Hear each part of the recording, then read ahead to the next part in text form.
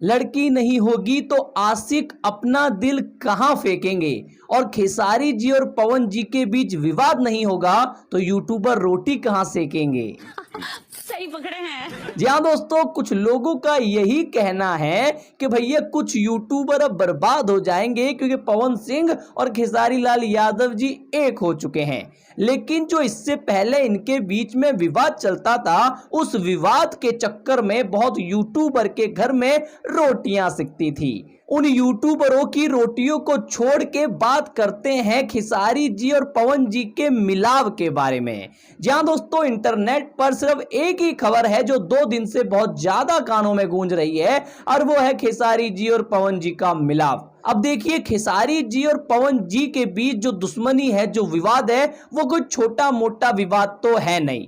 मतलब खेसारी लाल यादव जी ने बहुत बार स्टेज पे, बहुत बार इंटरव्यू में पवन सिंह के बारे में बहुत बुरा भला बोला है। और वहीं पर पवन सिंह ने यह भी कहा है कि पीठ पीछे तो बहुत बोलते हैं, सामने आके बोलो।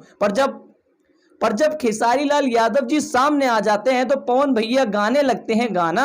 अगर मैं आपको 2 लफ्जों में समझाऊं तो जो मिलाव है ये सच्चा नहीं है बल्कि झूठा है। अब आप लोग कमेंट करेंगे भैया झूठा कैसे है, तो वो मैं किसी और वीडियो में बताऊंगा। पहले ये जान लीजिए। देखिए, हाल फिलहाल के टाइम पे पवन सिंह के जो गाने हैं वो अच्छे खासे चल रहे थे, जबकि खेसारी लाल यादव जी के जो गाने हैं वो उतने नहीं चल रहे थे। लेकिन अब खेसारी लाल यादव जी का साथ वो भी देंगे जो पवन सिंह के फैन है, और खेसारी लाल यादव जी के सपोर्टर तो खेसारी लाल यादव जी के सपोर्टर ही रहेंगे।